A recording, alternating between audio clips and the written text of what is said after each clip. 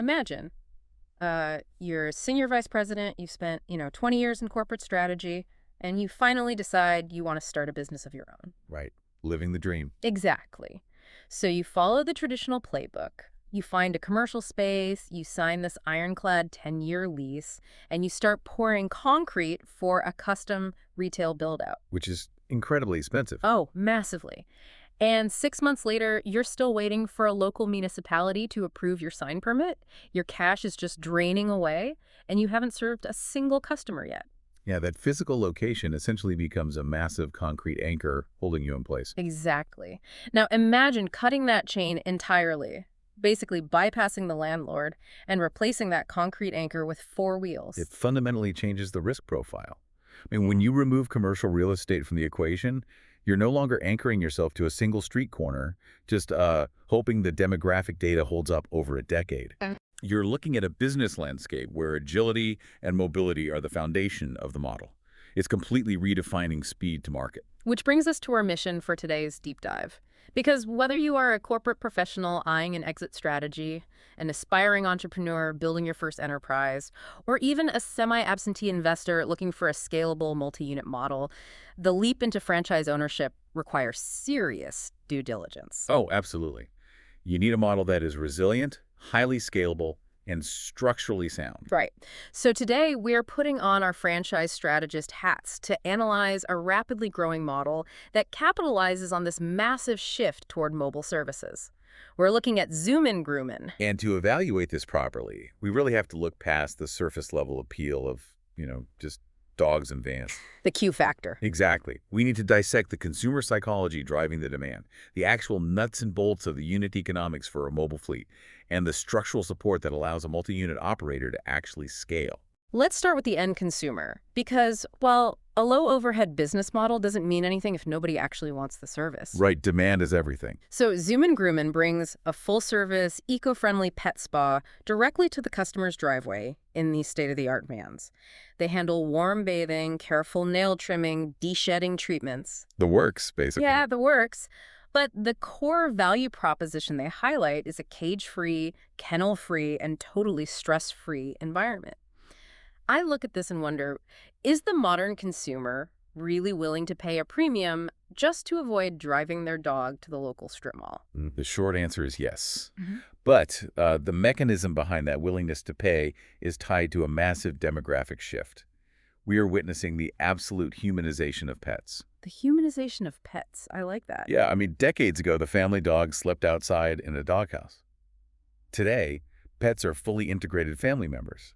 They're often viewed on the same emotional level as children. Totally. So modern pet parents prioritize their animals' mental and emotional comfort just as much as their physical health. I can definitely see that. I mean, a traditional retail grooming environment is often incredibly sensory rich. You walk in and there are multiple dogs barking, high-powered clippers buzzing everywhere, lots of unfamiliar scents. It's a lot for an animal. It is. For a nervous rescue dog or, an older pet with mobility issues, that environment can be completely overwhelming. Exactly.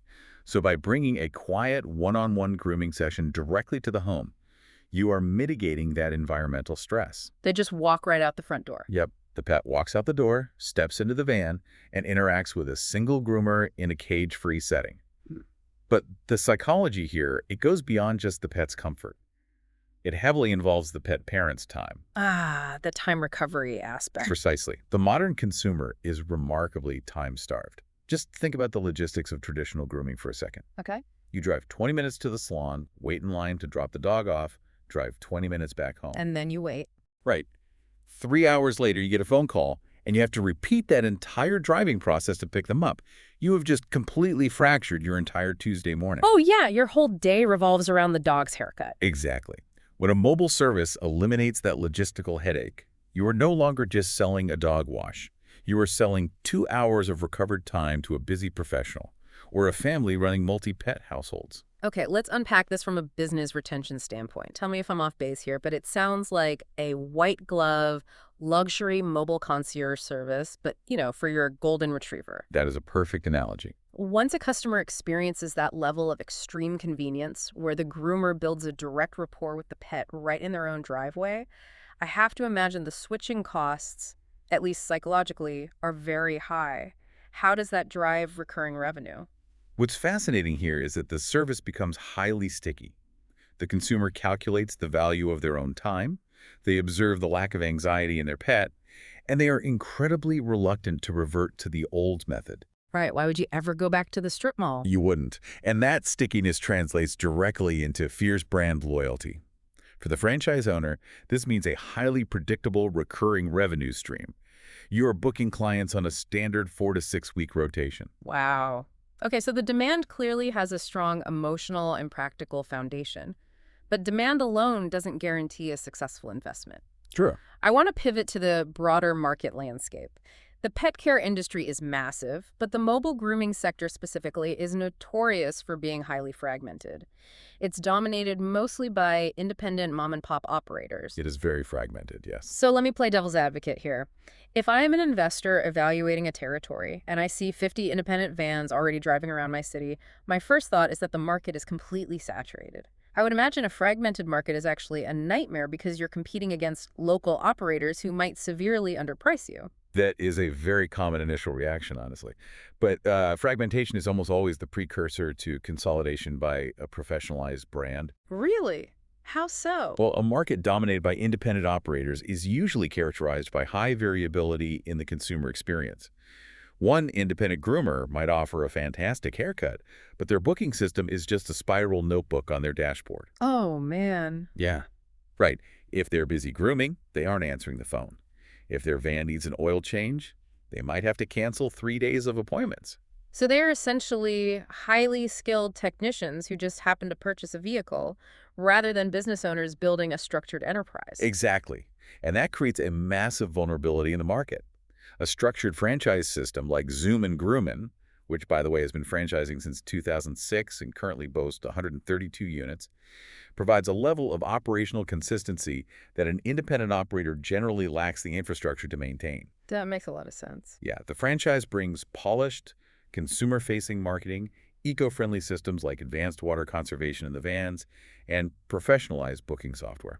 Here's where it gets really interesting as an investor.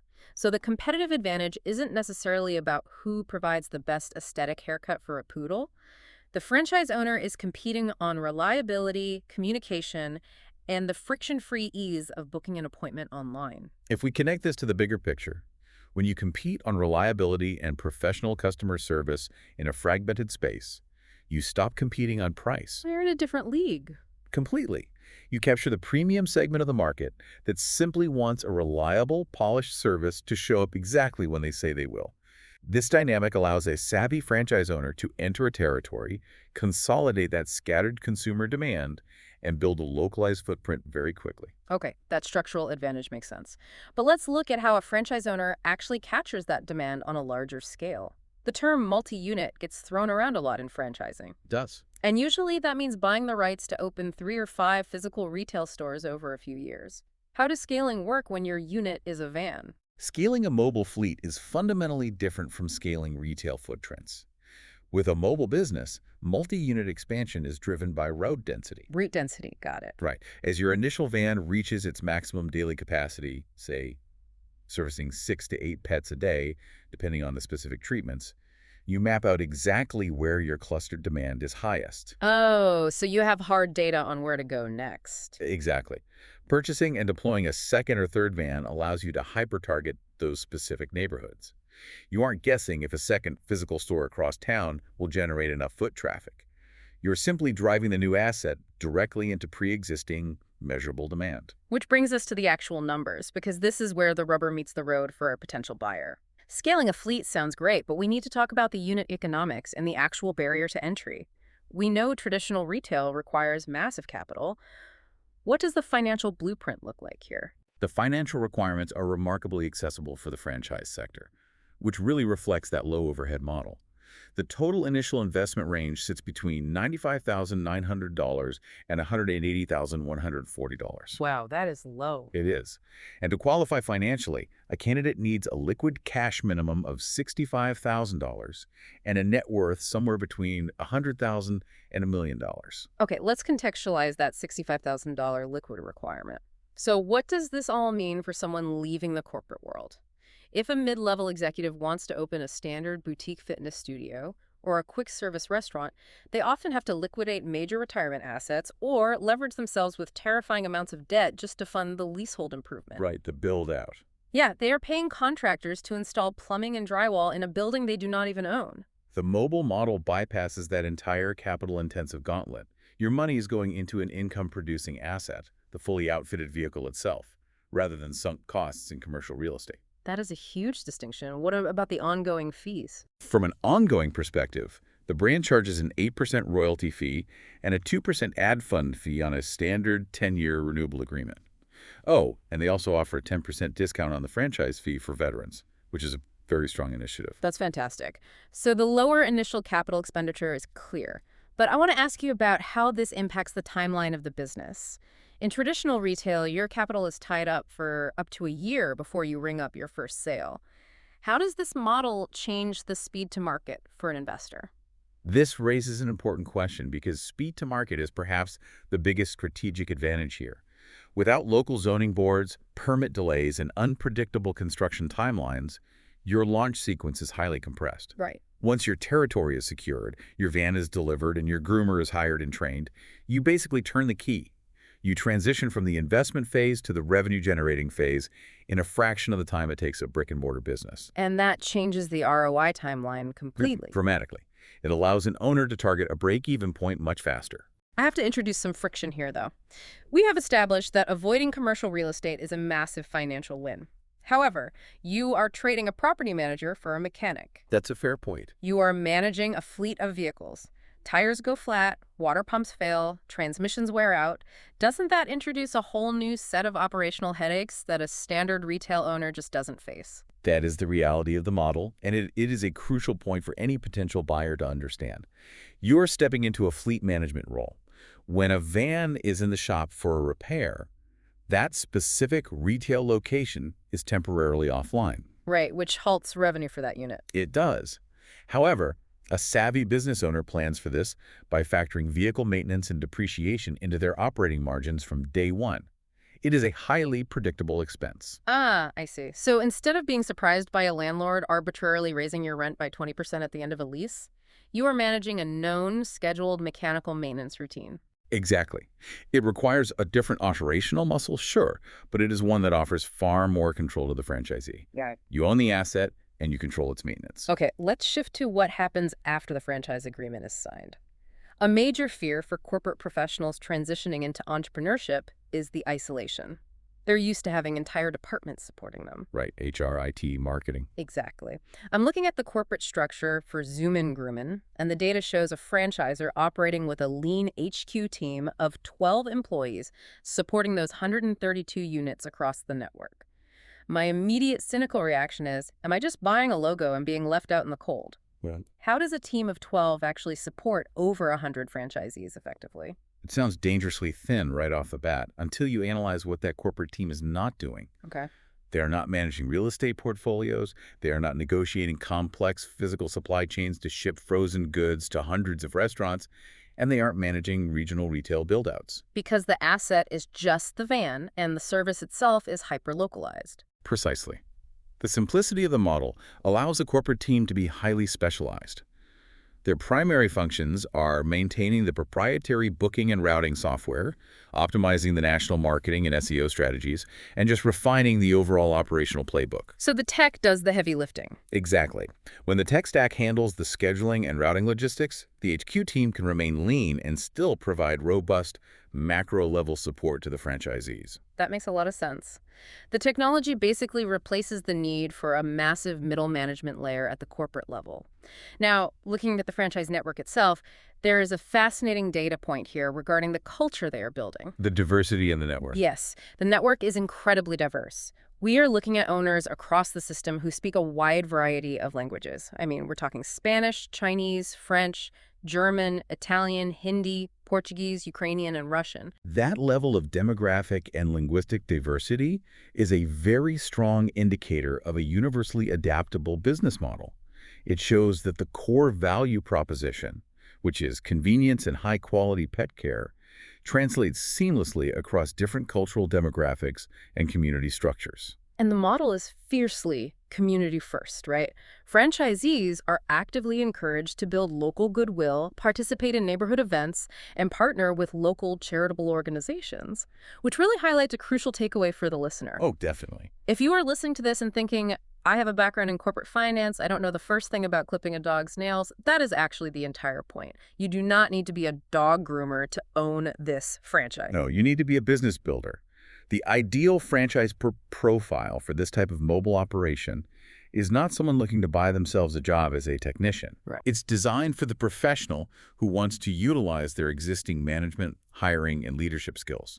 You are managing the fleet logistics, you are driving the local marketing efforts, and you are recruiting and retaining talented groomers. You are acting as the CEO of your local market. It is the classic distinction between working in your business versus working on your business. Completely. When the operation is mobile and the franchisor has already figured out the eco-friendly water systems and the routing software, working on the business becomes a purely strategic exercise in local community engagement and fleet expansion. For an executive who wants to step away from boardroom politics or, an investor seeking a scalable asset, it offers a tangible way to build a localized brand. You're creating a positive footprint in your own neighborhood rather than just optimizing spreadsheets in a cubicle. I love that. Let's bring all these threads together to summarize what we've uncovered today. We have analyzed a franchise model built around a premium, high-demand service that solves both a logistical headache for the consumer and an emotional pain point for a massively growing demographic of pet parents. Yep.